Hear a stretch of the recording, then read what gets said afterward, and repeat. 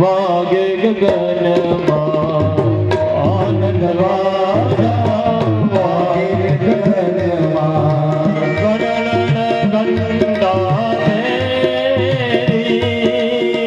गणन गंगा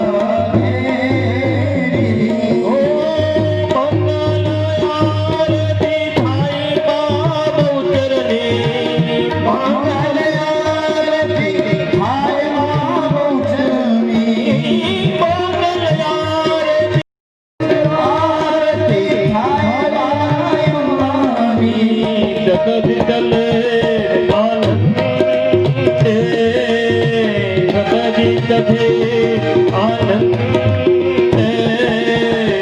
आनंद वाजा वागे गगन आनंद वाजा वागे गगन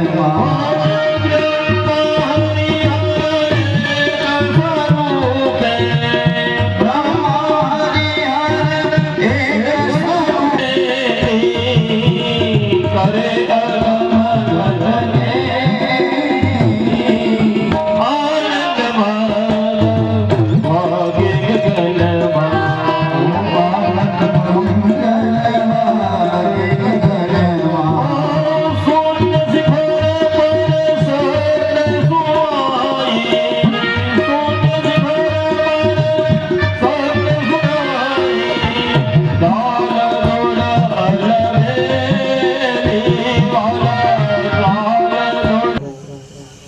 બહુચરની કૃપાથી આરતી આપી દઉં ભગવાનને.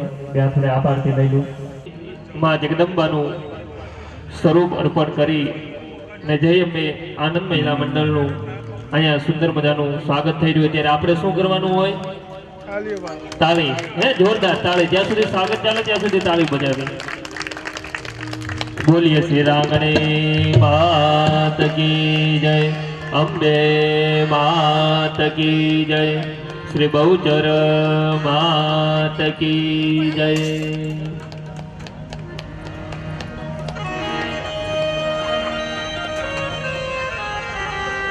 બધા બહેનો અહીંયા આવશે. માતાજીનું શાસ્ત્રીના વરદ હસ્તે માતાજીનું સ્વરૂપ સ્વીકારશે. શાસ્ત્રીજી તેમના ઉપર પરમ કૃપાળુ પરમેશ્વરી મા બહુચર હંમેશને માટે પ્રસન્ન રહે.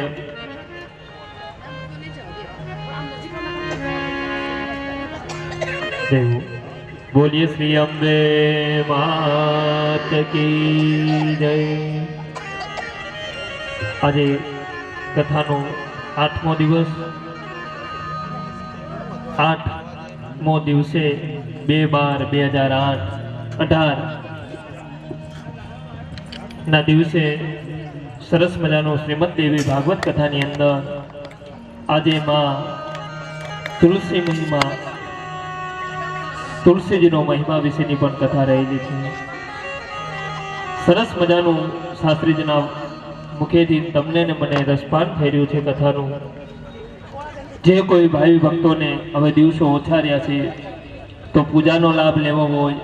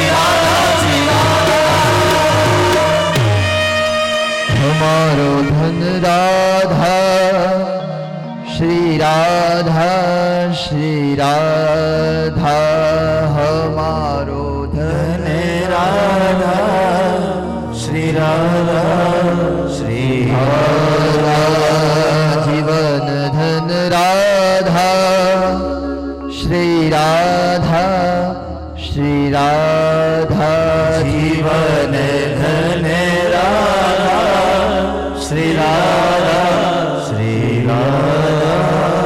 बोले राधे रानी की जय, बरसाने वाले की जय।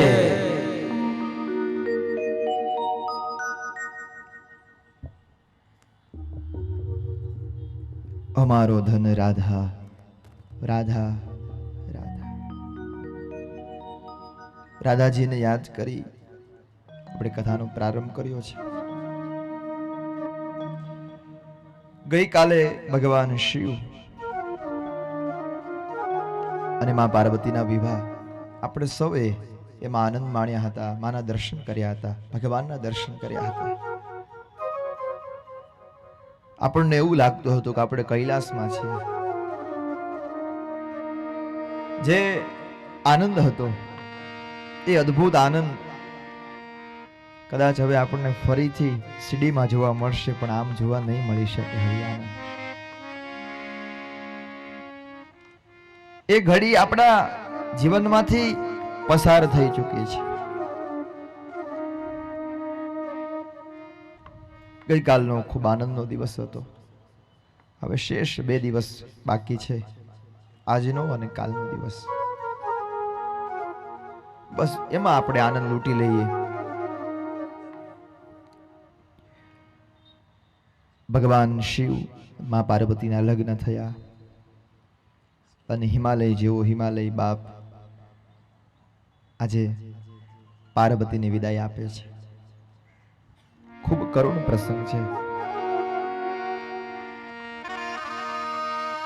વિચાર તો કરો, એ હિમાલય જેવા હિમાલય પણ જ્યારે દીકરીની વિદાય હોય છે, માં પાર્વતીને વિદાય આપે છે, ત્યારે આખું હિમાલય ત્યાં ઓગળી જાય છે।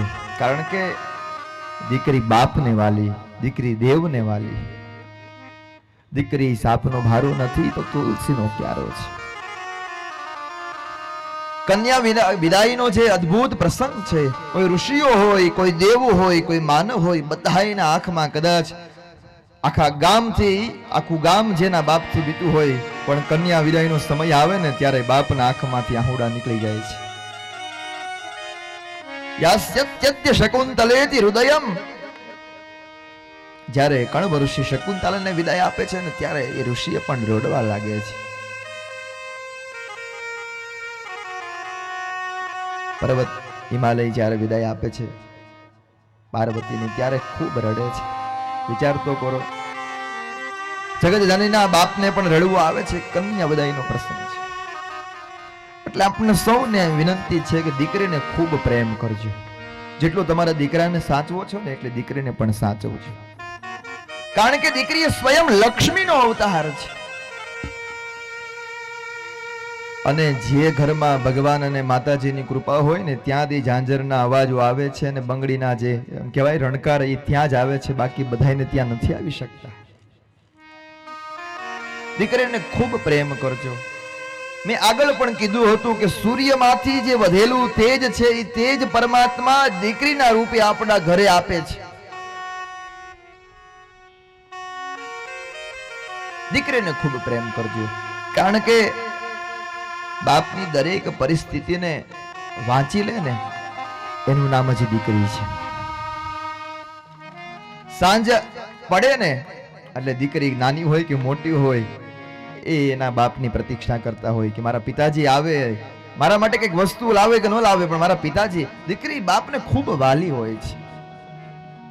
દીકરી કદાચ સાસરે જતી રહે ને તો એ બાપ માટે તો ઢીંગલી જ હોય છે। આવી ગઈ, આ એક અદ્ભુત પ્રસંગ છે દીકરી, કારણ કે મા બાપની દરેક વાતની ચિંતા એ દીકરી કરે છે। એક ગરીબ બાપ એની નાનકડી દીકરી એ મેળામાં જાય છે આ પ્રસંગ તમે જોજો, દીકરી છે ને બાપના આંખના ઈશારાઓ વાંચી લે છે. દીકરી 5 વર્ષની હતી, ખૂબ નાની હતી. મેળામાં જાય છે અને એક ઢીંગલી જોવે છે. એ ઢીંગલી જોઈ અને કીધું, પિતાજી મારે આ લેવી છે, પપ્પા મારે આ ઢીંગલી લેવી છે. અને ત્યારે બાપ ખૂબ ગરીબ હતો એટલે ખિસ્સામાં જોયું કે નથી. દીકરીને ખબર પડી ગઈ. કીધું, પપ્પા હવે મને નથી ગમતી. કઈ વાંધો નહીં, કારણ કે દીકરીને ખબર પડી ગઈ કે મારા પિતાજી પાસે રૂપિયા નથી. અને ત્યાંથી નીકળી ગયા. અને જ્યારે દીકરી વિદાય મોટી, ખૂબ મોટી થઈ, લગ્ન થયા એટલે વિદાયનો પ્રસંગ આવ્યો ને, ત્યારે બધી જ વસ્તુ આપી દીધી.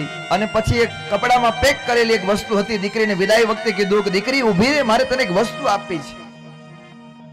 ત્યારે દીકરી રડતી રડતી બોલી, શું આપશો પિતાજી?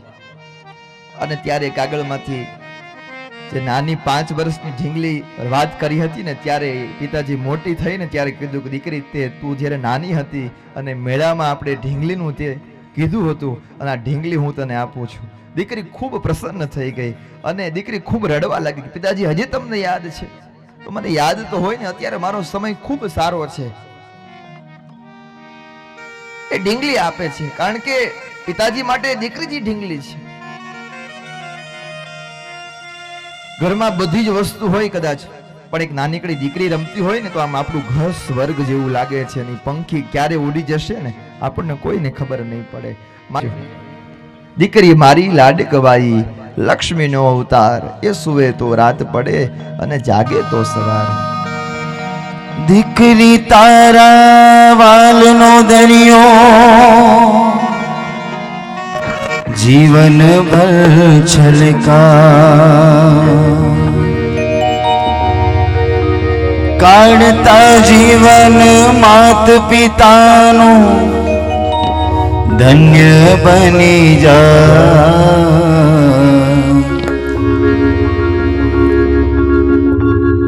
એ સુવે તો રાત પડે ને જાગે તો સવાર. દીકરી મારી લાડકવાઈ, લક્ષ્મીનો અવતાર. એ સુવે તો રાત પડે ને જાગે તો સવાર. દીકરી મારી લાડકવાઈ હો.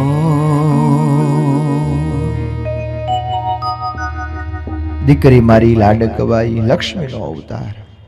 અને દીકરી કદાચ સાસરે જાય તોય પણ પોતાના મા બાપના સંસ્કારો છે એ કોઈ દિવસ ભૂલે નહીં. એ ત્યાં હોય, કદાચ એના ભાઈનું ગમે ત્યારે એને કંઈક વાગે તો શું કે, ખમ્મા મારા વીરાને. કારણ કે દીકરી બે ઘરની આબરૂ સાચવે છે. અને ભાગ્યશાળી હોય ને એના ત્યાં જ દીકરી આવે છે. બાકી બધાને ત્યાં દીકરીના જન્મ કદાચ ગમે એટલી માનતા રાખે. મોહમ્મદ રફી સાહેબ પણ જ્યારે બાબુલ કી દુઆ લેતી જા તુજે સુખી સંસાર મિલે, ત્યારે એ પણ મોટા મોટા ગજાના કલાકાર પણ રડી ગયા હતા. એ બધાના નસીબમાં દીકરીના પ્રેમ નથી હોતા. માટે આપ સૌને વિનંતી છે કે દીકરીને ખૂબ પ્રેમ કરજો. કન્યા વિદાયના પ્રસંગમાં તમે જોઈએ છે, આપણે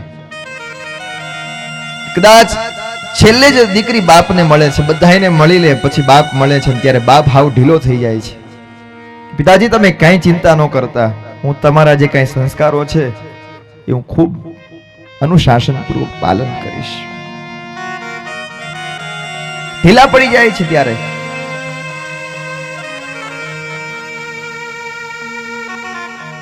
દીકરીને ખૂબ પ્રેમ કરજો, કારણ કે માં ભગવતીનું સ્વરૂપ છે. એ ઘરની લક્ષ્મી કહેવાય છે. આપ સૌને વિનંતી છે, કારણ કે આ જગતમાં દીકરી ન હોય તો આ જગતનું કોઈ સંચાર સારી રીતે ચાલી જ નહીં શકે. કારણ કે દીકરી હશે તો જ આ જગત સારી રીતે ચાલી શકશે. એટલે કદાચ તમારા પહેલા ત્યાં દીકરી આવે ને તો એ દીકરીને ખૂબ પ્રેમ કરજો, કારણ કે બધાના ભાગ્યમાં દીકરી નથી. કદાચ હું કહેવા દો કે જેને લાડકી ગાયું છે ને ગીત, એના ઘરે દીકરી નથી. કારણ કે બધાના ઘરમાં દીકરી ન ભગવાન ન આપી શકે. એ તો કોઈ ભાગશાળી બાપ હોય, ભગવાનની ખૂબ કૃપા હોય, માની ખૂબ કૃપા હોય, એના ત્યાં દીકરી આવે છે. દીકરીને ખૂબ પ્રેમ કરજો. દીકરીને ગાય દોરે ત્યાં જાય. દરેક પરિસ્થિતિમાં મા બાપની ચિંતા કરતા હોય છે. કદાચ દીકરો તમને ભૂલી જશે, પણ દીકરી કોઈ દિવસ નહીં ભૂલે. એ 100%ની વાત છે. એ સાસરે હશે ને તો હર ઘડીએ તમારી ચિંતા કરતી હશે કે મારા મા બાપ શું કરતા હશે.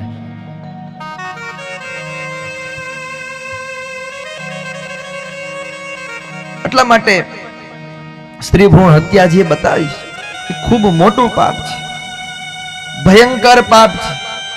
એવું પાપ ન કરવું જોઈએ. એને વધાવી જોઈએ. એ ગૃહલક્ષ્મી છે, એનું સ્વાગત કરવું જોઈએ. જેટલો દીકરાને પ્રેમ કરો છો એટલો દીકરીને પ્રેમ કરજો.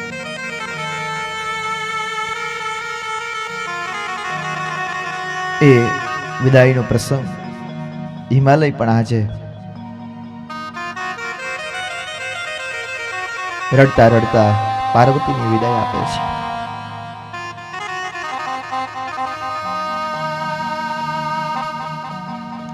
કારણ કે ખબર છે કે આ માં જગતજનની સ્વયં મારા ત્યાં પધાર્યા છે અને જગતનું રક્ષણ કરવા માટે પધાર્યા છે. કેટલા કરોડો પ્રસંગો હતા કે 3 ટાઈમ નાવાનું અને 2 ટાઈમ ખાવાનું. શું અત્યારે 1 ટાઈમ નાહીએ છીએ અને 3 ટાઈમ ખાઈએ છીએ. તો પૃથ્વીમાં જ્યારે આવ્યા ત્યારે એની બધી ગાઈડલાઈન હતી કે ટાઈમ ટુ ટાઈમ આ સૂર્ય છે, આ ચંદ્ર છે, એ કોઈ દિવસ આપણી પાસે લાઇટ બિલ માંગતા નથી. આ જે કંઈ ફળો છે બધું કેટલું આપણને ભગવાનની કૃપાથી કેટલું બધું પ્રાપ્ત થાય છે. તો આપણું શું કર્તવ્ય છે કે આપણે બસ આપણા આંગણું ચોખ્ખું રાખીએ, આપણું તન પવિત્ર રાખીએ, આપણું મન પવિત્ર રાખીએ અને જે કંઈ બને ત્યાં સુધી કોઈને આપણે નડતર રૂપ ન બનીએ, પરોપકારના સેવાના કાર્ય કરીએ. ભગવાન શાસ્ત્રની જે આજ્ઞા છે, માન મર્યાદા છે, વડીલોની જે આજ્ઞા છે એનું પાલન કરીએ તો માં ભગવતી ખૂબ પ્રસન્ન થશે.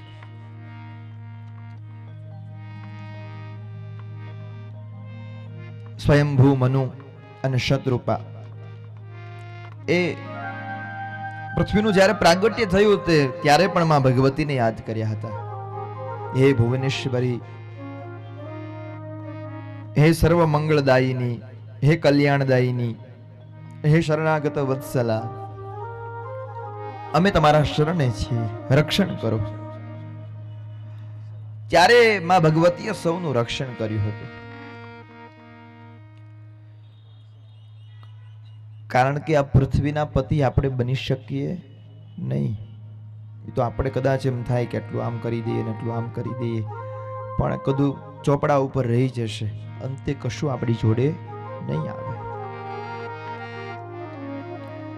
દેવી ભગવતી પ્રસન્ન થઈ અને સ્વયંભૂ મનુને કહે છે કે હું અહીંયા સ્વયં પ્રગટ થઈ છું, પછી તમારે કોઈ ચિંતા નથી.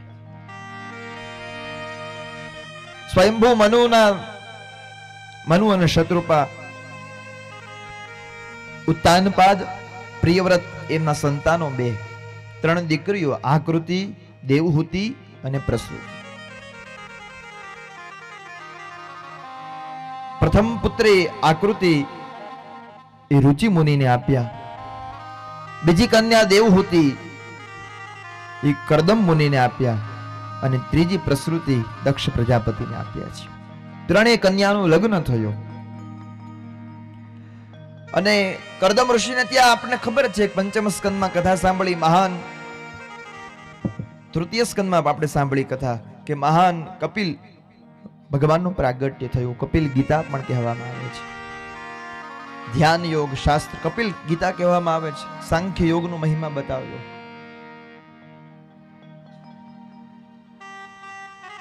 એમને પણ માને ઉપદેશ આપ્યો હતો. પ્રિયવ્રતના અને ઉત્તાનપાદના જે સંતાનો થયા એ જ આગળ પૃથ્વીમાં રાજા બને છે, એની પણ કથા બતાવે છે. ઉત્તમ, તામસ અને રેવત એ પ્રસિદ્ધ 3 પ્રતાપી પુત્ર થયા. એક એક મન્વંતરના અધિષ્ઠાતા બન્યા છે. પૃથ્વીનું સામ્રાજ્ય પિતાજી દ્વારા પ્રાપ્ત થયું છે. આ પ્રમાણે પ્રદક્ષિણા 7 પ્રદક્ષિણા રથની કરી એટલે 7 જે ખાડા પડ્યા એ 7 દ્વીપો કહેવાય છે. એ દ્વીપોનું પણ આગળ વર્ણન આવશે. અહીંયા હવે ભૂમંડળનો વિસ્તારનું વર્ણન છે કે આ પૃથ્વીમાં કેટલું બધું છે, આપણે જે જોયું પણ નથી, જે જાણ્યું પણ નથી, જે સાંભળ્યું પણ નથી, એનું અહીંયા વર્ણન છે. અહીંયા ભગવાન નારાયણ અને દેવર્ષિ નારદનો સંવાદ છે. બધા જ વિસ્તારોનું ખૂબ વિશેષ વર્ણન કરે છે. ભૂમંડળના એ જે કઈ આંબાના વૃક્ષો હતા, જાંબુના વૃક્ષો હતા અને મોટી મોટી કેરીઓ ત્યાંથી તૂટે અને એ નદીઓમાં વહે એનું જળ જેનો રસ છે. ભૂમંડળનો કેટલો વિસ્તાર છે એ ફળોનું વર્ણન છે, એના રસમાંથી પ્રગટ થયેલી નદીઓનું વર્ણન છે. અને એ વખતે ભગવાન વિષ્ણુના જ્યારે વામન બન્યા ભગવાન વિષ્ણુ, ત્યારે એમના અંગૂઠામાંથી ભગવતી ગંગા પ્રગટ થયા. એ ગંગાની પણ કથા છે. ઈલાખંડમાં ભગવાન શંકર દ્વારા ભગવાન શ્રી હરિના દરેક 9 ખંડમાં 9 ભગવાનનું જે કંઈ બિરાજમાન છે એ ભગવતીના બધા સ્વરૂપો છે, ભગવાનના સ્વરૂપો છે, એને બધા આરાધના કરે છે. ઈલાખંડમાં ભગવાન શંકર દ્વારા ભગવાન શ્રી હરિના શંકરષણ રૂપનું ધ્યાન ધરવામાં આવે છે. જે બધા ભારત ખંડ, આપણો ખંડ કહેવામાં આવે છે, ભરત ખંડ, બધા જે 9 ખંડમાં કેતુમાલ ખંડ, હિરણ્યમય ખંડ, ઉત્તર કુરુ ખંડ, ભદ્રાશ્વ ખંડ, આ બધા જ ખંડમાં ભગવાનના જે અલગ અલગ અવતારો થયા છે એ અવતારોની સ્વરૂપની ઉપાસનાની ત્યાં વાત છે. કોઈ કુર્મ નારાયણ, કોઈ કચ્છપ, કોઈ ભગવાન વરાહ, કોઈ ભગવાન રામચંદ્ર ભગવાન, કોઈ ભગવાન શ્રી હરિનો અવતાર. અંતે ભારત ખંડ મહિમાનું વર્ણન કરે છે. કારણ કે દેવતાઓ છે ને એ પણ આ ભારતમાં જન્મ લેવા માટે ખૂબ તલસે છે. અહો અમીશામ કિમ કારી શોભનમ પ્રસન્ન એશામ સ્વિદુત સ્વયં હરિ યેર જન્મ લબ્ધમ નૃષ ભારતાજીરે મુકુંદ સેવો પહિકમ સ્પૃહહીના. દેવી ભાગવતનો આ શ્લોક છે.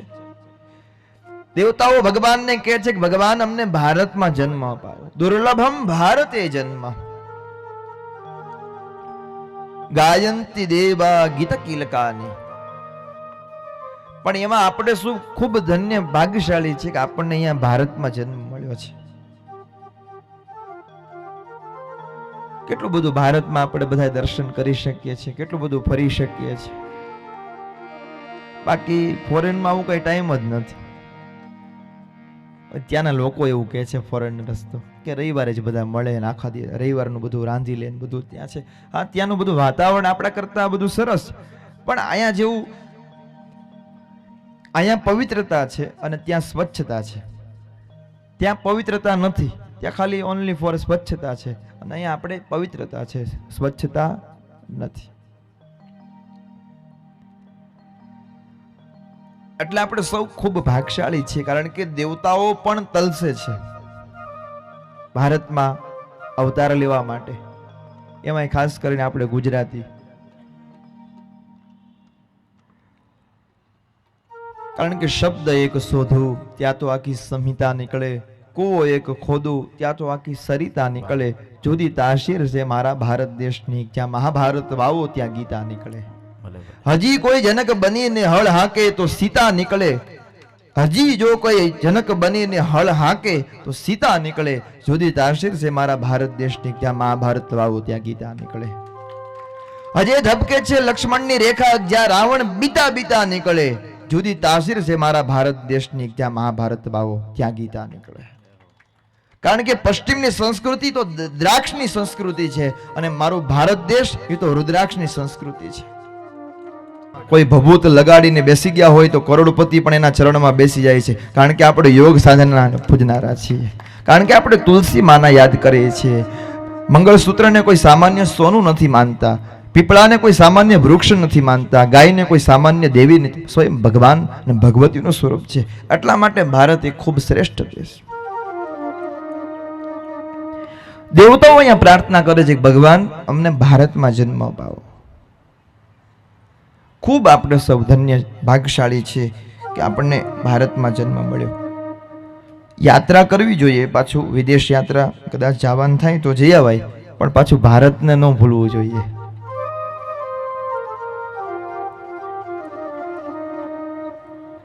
કારણ કે અહીંયા જે આનંદ છે ત્યાં તો તમારે પૂછવું પડે, ત્યાં પરમિશન લેવી પડે, એના ઘરે જવું હોય ને તોય. અને અહીંયા તો તમે 15 મહેમાન આવી જાય તો કઈ પૂછવાનું ન હોય, એ ક્યારે જાય એ પૂછવાનું હોય આપણે ખાલી. जहाँ डाल डाल पर सोने की चिड़िया करती है बसेरा, वो भारत देश है मेरा, वो भारत देश है मेरा. जहाँ डाल डाल पर सोने की चिड़िया करती है बसेरा, वो भारत देश है मेरा, वो भारत देश है मेरा. जहाँ सत्य अहिंसा और धर्म का पग पग लगता डेरा, वो भारत देश है मेरा, वो भारत देश है मेरा. જ્યાં સાંજ સવારે ભક્તિ બાજત નાનિત વાગે નગારા, गुजरात છે અમૃત ધારા, ગુજરાતી સૌથી ન્યારા. गुजरात છે અમૃત ધારા, ગુજરાતી સૌથી ન્યારા. ये धरती मोजा ऋषि मुनि जपते प्रभु नाम की माला.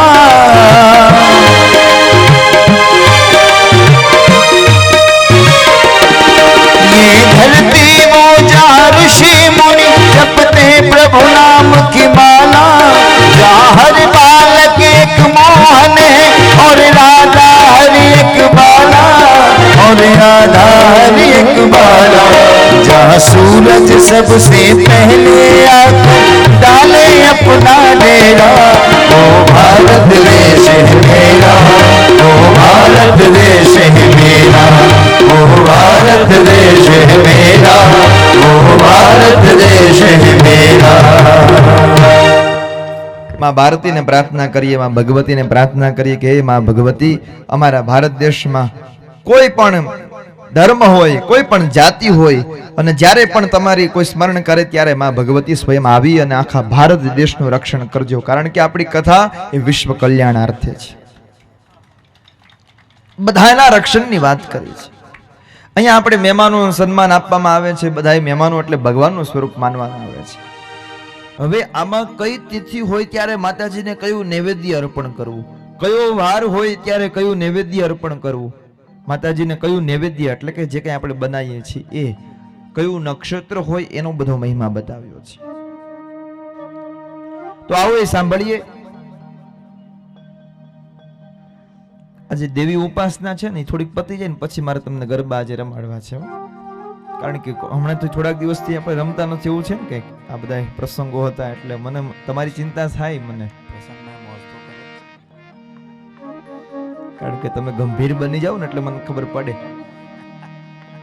પણ થોડીક આપણે પાછી કથા સાંભળી લઈએ. ગરબાનું કહું એટલે તમે તરત ઊભા થઈ જાઓ છો પાછા. ને પછી આજે એક થોડોક પરિચય મારે વાંચવાનો છે, પણ હજુ હું વાંચીશ મારી રીતે. માય મંડળનો જે કાંઈ 2013 થી લઈને અત્યાર સુધીનો જે ઘટનાક્રમ છે, જે એમને સ્થાપના થઈ અત્યાર સુધીનો, એ પહેલા આપણે દેવી ઉપાસનાના પ્રસંગો સાંભળીએ, ગરબે રમી લઈએ, પછી આપણે સાંભળીશું. તો દેવી ઉપાસનાના આપણે જે કાંઈ સંદર્ભો છે એ આપણે સાંભળીએ. ભગવાન નારાયણ નારદજીને કહે છે કે જગદંબાની ઉપાસના ભયંકર સંકટમાંથી વ્યક્તિને ઉગારી દે છે. એટલા માટે ભક્તિ ભાવપૂર્વક આ ભગવતીની ઉપાસના કરવી જોઈએ. એકમનો દિવસ હોય ત્યારે માને ઘીની કોઈ વસ્તુ અર્પણ કરવી જોઈએ, કાં તો ઘી જ અર્પણ કરવું જોઈએ, અને એનાથી જે આપણા રોગો હોય એ બધા નાશ પામે છે. એટલે એકમના દિવસે શું અર્પણ કરવાનું? ઘી, પણ કયું? ગાયનું. બીજના દિવસે ભગવતીને સાકરનું નૈવેદ્ય અર્પણ કરવું જોઈએ. પછી કોઈ દીકરી હોય કે નજીકમાં કોઈ બ્રાહ્મણ હોય, કોઈ મંદિર હોય, ત્યાં આપી દો, તો કાં તો તમે પ્રસાદીમાં લઈ લો, એ પણ તો ચાલે. સાકર અર્પણ કરવાથી આપણું આયુષ્ય લાંબુ થાય છે. ત્રીજના દિવસે માં ભગવતીને દૂધનું નૈવેદ્ય અર્પણ કરવું જોઈએ, અને દૂધના નૈવેદ્યથી તમામ દુઃખો નાશ પામે છે. અને ચોથના દિવસે માલપુઆ અર્પણ કરવા જોઈએ, અને આનાથી આપણા જીવનમાં કોઈ વિઘ્ન આવતા હોય તો બધા દૂર થાય છે. તો ચોથનું નૈવેદ્ય છે એ માલપુઆ છે. પાંચમનો દિવસ હોય ત્યારે માં ભગવતીને કેળા અર્પણ કરવા જોઈએ, અને આ અર્પણ કરવાથી બુદ્ધિનો વિકાસ થાય છે. છઠના દિવસે માતાજીને મધનું નૈવેદ્ય અર્પણ કરવું જોઈએ, અને મધના નૈવેદ્ય અર્પણ કરવાથી માને આપણને તેજની પ્રાપ્તિ થાય છે. સાતમના દિવસે માતાજીને ગોળનું નૈવેદ્ય અર્પણ કરવું જોઈએ. આમ કરવાથી મનુષ્યના તમામ શોક મુક્ત બને છે. આઠમના દિવસે માં ભગવતીને નાળિયેરનું નૈવેદ્ય અર્પણ કરવું જોઈએ, અને આમ કરવાથી માણસના જીવનમાં કોઈ સંતાપ આવતા નથી. નોમના દિવસે માં ભગવતીને ભાતનું નૈવેદ્ય અર્પણ કરવું જોઈએ. આમ કરવાથી આ લોકમાં અને પરલોકમાં સુખની પ્રાપ્તિ થાય છે. આ 15 દિવસનું જે કઈ નૈવેદ્ય છે હું તમને કહું છું. દશમના દિવસે માં ભગવતીને કાળા તલનું નૈવેદ્ય અર્પણ કરવું જોઈએ, અને આમ કરવાથી આપણને કોઈ દિવસ યમ યાતના ભોગવવી પડતી નથી. આ દેવી ભાગવતના સ્પષ્ટ પ્રમાણો છે. એકાદશીના દિવસે એટલે કે 11ના દિવસે દહીં માતાજીને અર્પણ કરવું જોઈએ. આમ કરવાથી માં ભગવતી ખૂબ પ્રસન્ન બને છે. ઘણા બધા એકાદશી તો કદાચ રહેતા હશે ને, ઘણા બધા રહેતા હશે,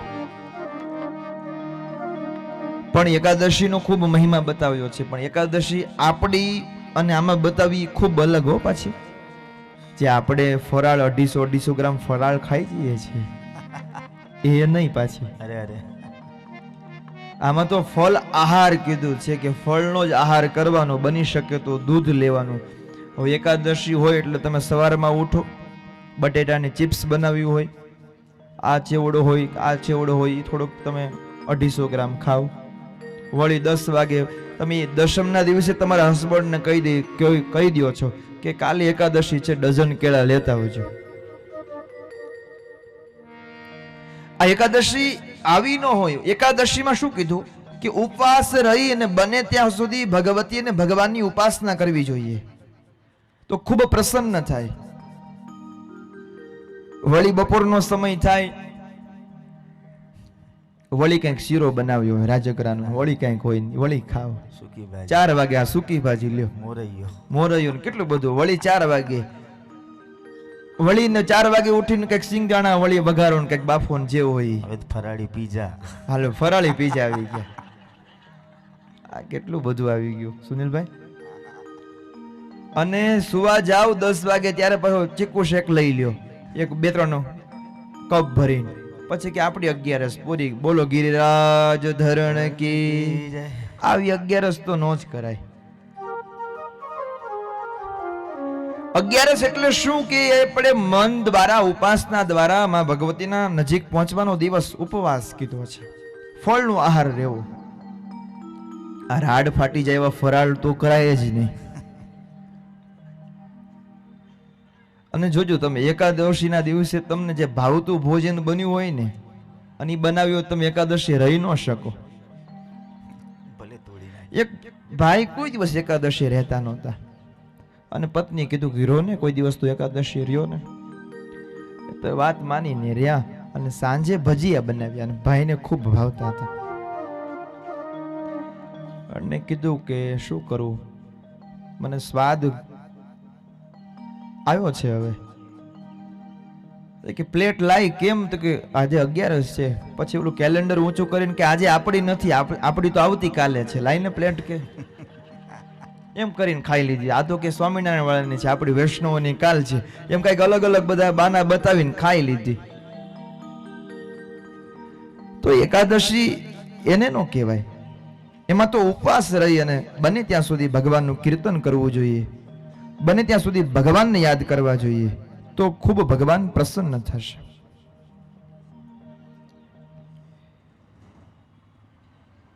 તો એકાદશીના વ્રતમાં આપણે જાજુ જમવાનું નથી, પણ ભગવતીની ઉપાસના કરવાનું છે. ધન્ય એકાદશી, એકાદશી કરીએ તો વ્રજ સુખ પામીએ.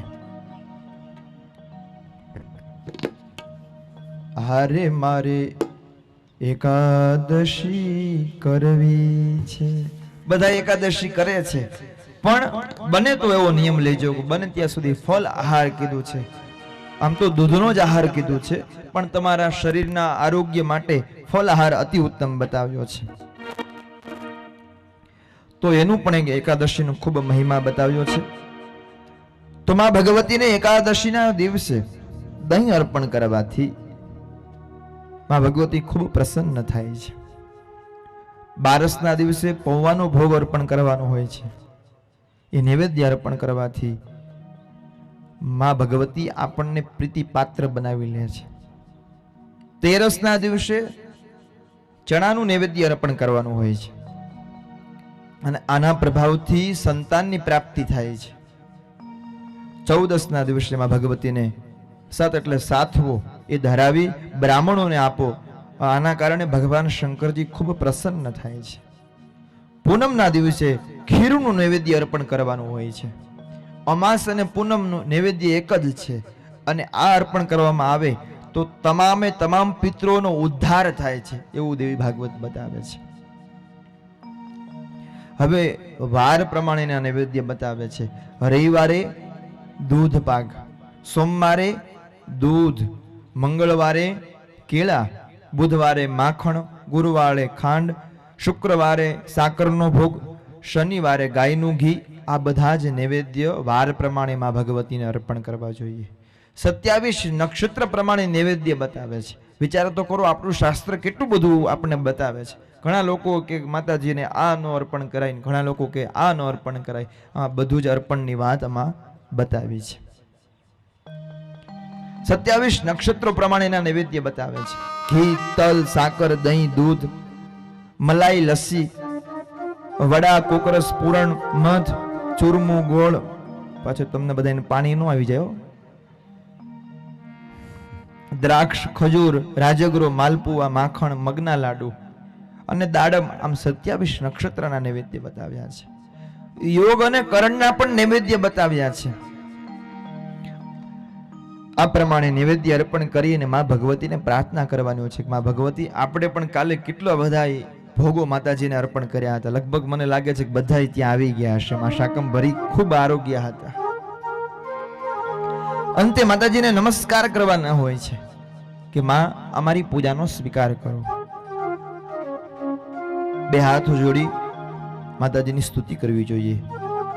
મંગલા વૈષ્ણવી માયા કાલ રાત્રિ દુરત્યયા મહામાયા મતંગી ચ કાલી કમલવાસિની શિવા સહસ્ત્રચરણા સર્વમંગલરૂપિણી એભીર્નામ પદેર દેવી મધુકે પરિપૂજયે. માતાજીને મંગલા વૈષ્ણવી માં ભગવતીના નામો છે. આ પ્રમાણે કોઈ પણ વર્ણના વ્યક્તિ માં ભગવતીને યાદ કરે એટલે માં ભગવતી ખૂબ પ્રસન્ન થાય છે. અંતે માં ભગવતીની સામે ગરબે રમવાનું હોય છે. તો હવે આવો એક નાનકડો રાસ રમી લઈએ, પછી આગળ રાશેશ્વરી માં ભગવતી, રાધા અને તુલસીની કથા આપણે સાંભળીશું. તો આવો ભગવતી માં ભગવતીને યાદ કરીએ અને સરસ મજાનો ગરબો કરીએ, રમીએ અને પછી રાસના અધિષ્ઠાત્રી ભગવતી રાધા છે એની કથા સાંભળીશું. અહીંયા અષ્ટમસ્કંદ હમણાં જ પૂરો થશે. તમે ઝૂલો તો તમને ઝૂમા બાંધ્યો નીચ કોરે માળિયામાં બાંધ્યો.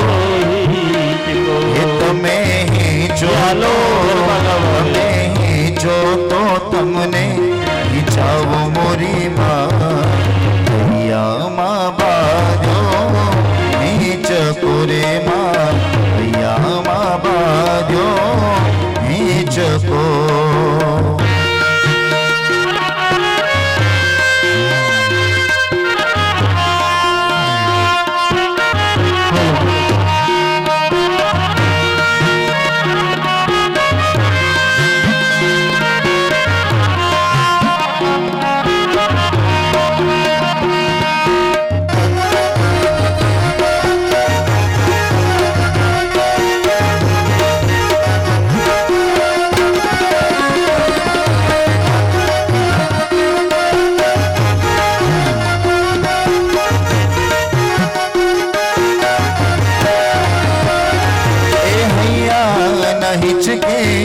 મખમલ ગલેચા માણિક કે મોતી નથી દિલડાના દોરડા.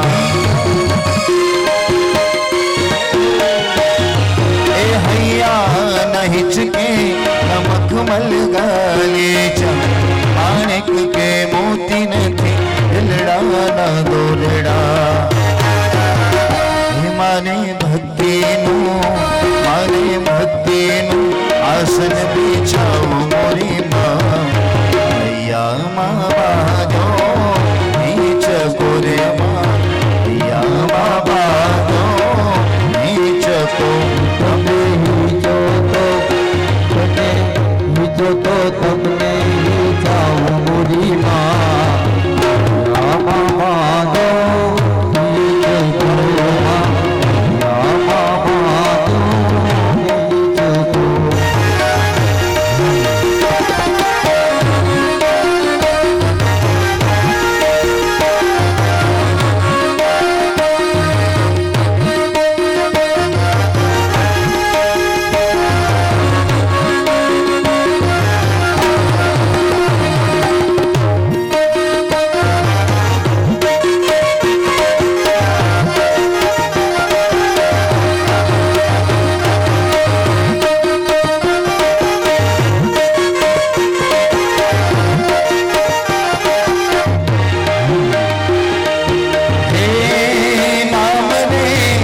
सबसे बड़ा तेरा नाम हो शेरों वाली ऊंचे डेरों वाली माता जोधा वाली बिगड़ी बना दे मेरा नाम नाम रे हे नाम रे. सबसे बड़ा तेरा नाम हो शेरों वाली ऊंचे डेरों वाली माता जोधा वाली बिगड़ी बना दे मेरे काम नाम रे.